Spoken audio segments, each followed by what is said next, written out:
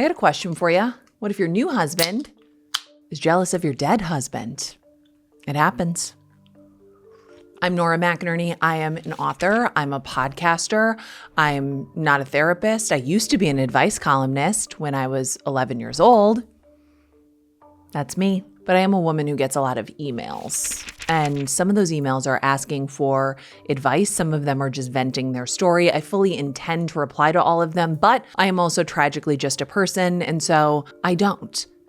But as my biology teacher, Brother Robert, used to say, better late than never, but never better late. So this is me replying. The subject line of this email is, new husband doesn't get it. Nora, sadly, there are some similarities to our stories. Maybe that's why my therapist sent me your TED Talk, which not only made my heart ache, but also helped me find your blog. I lost my mom to cancer in 2010. I lost my husband, Henry, to cancer in 2011. The two people who were the solid foundation of my life were gone. I was devastated. My mom was truly my best friend. Henry and I met when I was 21, and I lost him just before my 40th birthday. He was all I knew. As you've said, love was easy to find again. I met a man and was remarried in 2013.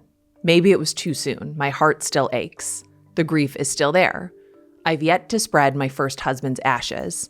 I miss him. I miss the life we had. I love my current husband, Jackson. They couldn't be any more different. Exact opposites in nearly every way. One of the biggest difficulties for me is that Jackson can't deal with the fact that I'm a widow. Pff, red flag, red flag. I'm trying not to editorialize this early in the game, but red flag, red alarm, red everything. I'm seeing red. He knew it going in. Obviously, of course he knew it going in. He said he respected me for all that I had done and all that I had been through. But at the end of the day, what it comes down to is that he feels he has to compete with a ghost. He gets upset if I mention Henry's name, even if it's something as simple as the roof on the house was replaced 15 years ago, but Henry hired the company and I can't remember who it was. We took a weekend bus trip with friends to a casino and we were all given name tags. The name tag he was given said Henry. It turned into a huge weekend of anger and fights, and it was a mistake not related to my late husband at all. The person making the name tag list messed up their import list, and he ended up with someone else's name tag. But Jackson's anger was real, so I grieve in silence. I remember Henry in silence. The anniversaries come and go, and I allow myself to shed a tear or two in a dark room and then quickly wipe them away and plaster a smile on my face.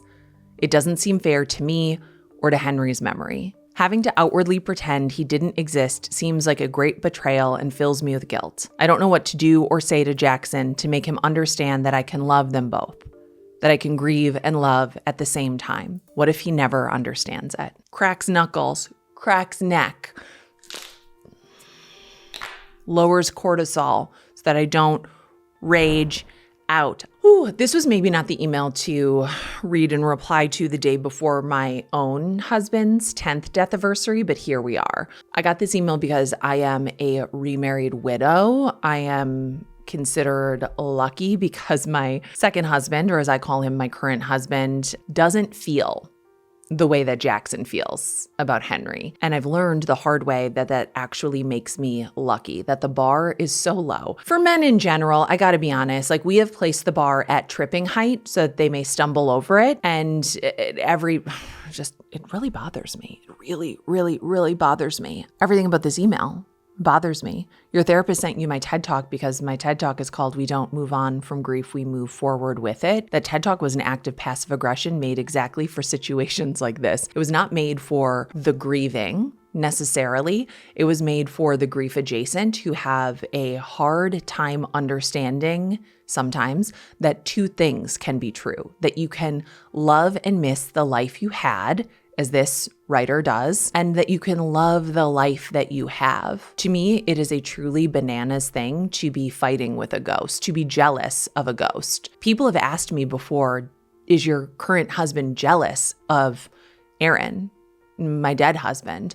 And the answer is yes. Obviously, he would rather be dead than be married to me. But no, he's not jealous of Aaron because loving Aaron and losing Aaron made me into the person that he could fall in love with. There's no version of this life without my past life. Your husband has a hard time coming to grips with the reality that he said he accepted that he admired about you, and that has nothing to do with you. It has nothing to do with your dead husband. Men will do anything but go to therapy. Your current husband needs to go to therapy. Your current husband needs to explore why he believes that love is such a finite resource that you mentioning your first husband's name, a person that you were with for 100% of your adult life, is threatening to him. While so much as hearing his name, it makes him insecure about the love that you have. The most generous part of me says, okay, this is a hard thing.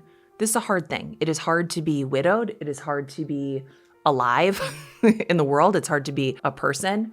I'm sure that it is hard to be married to somebody who has such a different life experience from you. This was not a bad breakup. This was not, a contentious divorce. This was you living your wedding vows and walking somebody to the end of their immortal coil. Love does not die when a person dies. And if anything, your husband should look at the fact that you still love Henry, that you still miss your dead husband, that you still love him as evidence that you are a person who loves deeply and that your love persists long after a life ends. If anything, it is evidence of how good you are at being married, that you could go through that and still open yourself up to that pain again. It's hard for me not to see your current husband as a villain. It is hard for me not to sit here and just disparage him. I am truly holding back because I do know that when we haven't done something before, and most of life is doing things that we haven't done before, that nobody taught us how to do, it's hard and people are complicated and mostly we're very, very dumb. We do the dumbest things, we say the dumbest things, we think the dumbest things, but you should not be grieving your dead husband alone in a dark room. Tomorrow's my first husband's 10th death anniversary. Usually I fall apart right before, so it's been a tough week. Tonight's gonna be tough. Tomorrow might be tough. I feel really, really lucky to know that I'm married to somebody who will make space for that and hold the space for that and let me experience my feelings without making me feel bad about it. And you deserve that too. I should not be lucky. That should not be an exception to the rule. That should be the rule. And sadly, it's not.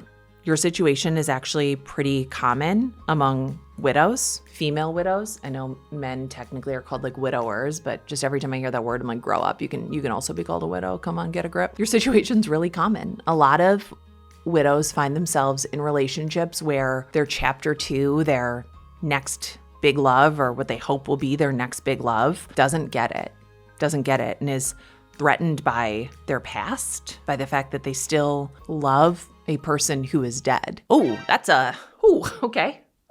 Okay, Selena Gomez.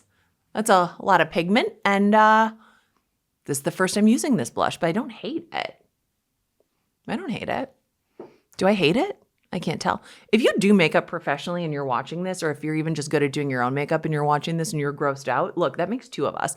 I'm just sitting here winging it. You know how millennials learned how to do makeup by just looking at the diagram on the back of a CoverGirl eyeshadow palette. Okay, we were out here on our own. We didn't have tutorials. I know I have access to them now, but like, give me a break. You don't deserve that. You don't deserve to be hiding your grief away, hiding that love away. You don't deserve to feel guilty about it. This is not your issue to hold. This is your husband's. And it isn't fair. It truly is not fair. It's not fair that Henry died of cancer that young. It's not fair that you lost your mom and Henry, so you can't even like run to your mom to talk about this. It's not fair that you're with somebody who said they love all of you, but wants you to hide this part of you. That's not fair. Your question was, what if your husband doesn't ever get it? And I think you already know the answer to that. If your husband never gets it, it's because he chose not to ever get it. And you have a choice too. You can stay with a person who seems to be willfully misunderstanding the way that you feel about, again, a person who's dead. What's going to happen? Like, is he afraid like Henry's going to reanimate and be like, I'm back, baby. And you're going to be like, sorry, my dead husband's actually now undead. And now I'm going to go be with him. I don't want to play with you anymore.